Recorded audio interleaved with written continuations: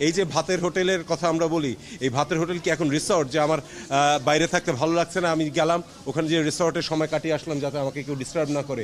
এই দায়িত্ব কবে থেকে ডিটেকটিভ ব্রাঞ্চ নিয়েছে? এগুলোর কোনো সদুত্তর ওনারা দিতে পারছেন না এবং দিচ্ছেন না। ফলে আমাদের বক্তব্য খুব সহজ, যে যতটা মুহূর্তে ওদেরকে ওখানে আটকে রাখা হচ্ছে এই 6 জনকে, সেটি বেআইনি, এবং তাদেরকে যে স্বেচ্ছায় তারা ওখানে যে আশ্রয় নিয়েছেন সেটা তাদের মুখ থেকে আমরা শুনতে চাই। এসে আদালতের সামনে তারা সে কথাটাই বলুক, কিন্তু তারা সেই কথাটাও বলতে দিতে সাহস পাচ্ছেন না। এই হাইকোর্ট থেকে ডিবি অফিসের দূরত্ব খুব বেশি হলে 1.5 থেকে 2 কিলোমিটার। তাদেরকে এখানে আনতে 2 মিনিট লাগবে। নিয়ে আসুক, নিয়ে এসে তারা আদালতের সামনে বলুক যে না, আমরা ওখানে আছি, আমরা ভালো আছি, আমরা আসবো না।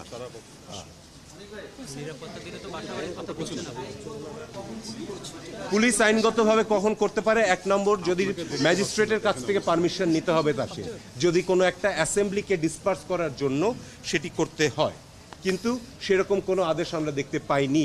প্লাস বলা আছে যে পুলিশ যখন গুলি করবে তাদের প্রথম থাকবে যে মিনিমাম ড্যামেজ করতে হবে, অর্থাৎ কারো প্রাণ হত্যা করার জন্য গুলি করতে পারবে না। হয়তো শুধুমাত্র দেখা যাবে যে কাউকে ইনজুর্ড করার জন্য বা ভয় দেখানোর জন্য মারতে পারে, প্রাণ নেওয়ার জন্য প্রথমেই কেউ গুলি করতে পারবে না। আপনারা পত্রপত্রিকায় দেখেছেন যে প্রচুর মানুষ, হাজার হাজার মানুষের দৃষ্টিশক্তি ওই ছড়রা লেগে গেছে। ওটা কিন্তু পায়ের দিকে মারলে বা নিচের দিকে মারলে হওয়ার কথা নয়।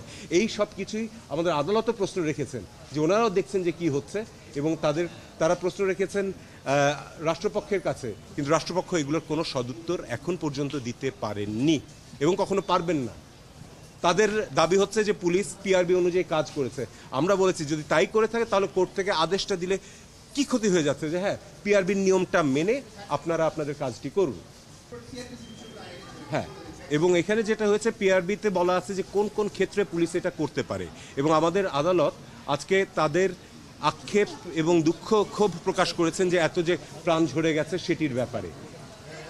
আমাদেরকে বিভিন্ন প্রশ্ন জিজ্ঞেস করেছেন যে সিআরপিসি অনুযায়ী, পেনাল কোড অনুযায়ী কোন কোন অফেন্সের সময় গুলি করতে পারে। আমরা সবকটি দেখিয়েছি যে এই ক্ষেত্রে এগুলোর কোনোটাই অ্যাপ্লিকেবল ছিল না। একজন দাগী আসামি যে পালিয়ে গিয়েছে তাকে ধরার জন্য পুলিশ গুলি করতে পারে। যদি কারো বাড়িতে ডাকাতি চলছে এই অবস্থায় যায় তাহলে গুলি করতে পারে। যদি কোথাও চুরি করছে, আগুন দিচ্ছে, সেটাতে গুলি করতে পারে। আমরা দেখেছি যে বিটিভির আগুনের সময়, মেট্রোর আগুনের সময়, অথবা এলিভেটেড এক্সপ্রেসওয়ে আগুনের সময় সেখানে কোনো গুলির ঘটনা ঘটেনি। গুলিগুলো চলেছে শুধুমাত্র যখন ছাত্ররা বা আন্দোলনকারীরা যখন মিছিল করছিল।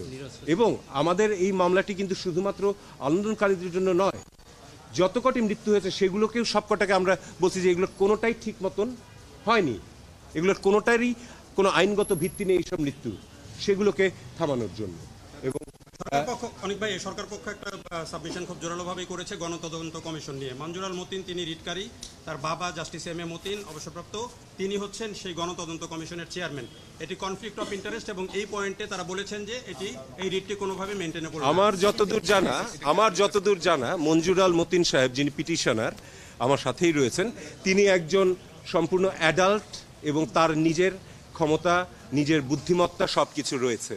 তার বাবার কথায় তিনি উঠেন বসেন, বা তার কথায় তার বাবা উঠেন বসেন, আমার মনে হয় এটি ঠিক নয়। এবং বাবার সাথে ছেলের মিলিয়ে ফেলাটা কখনোই ঠিক নয়।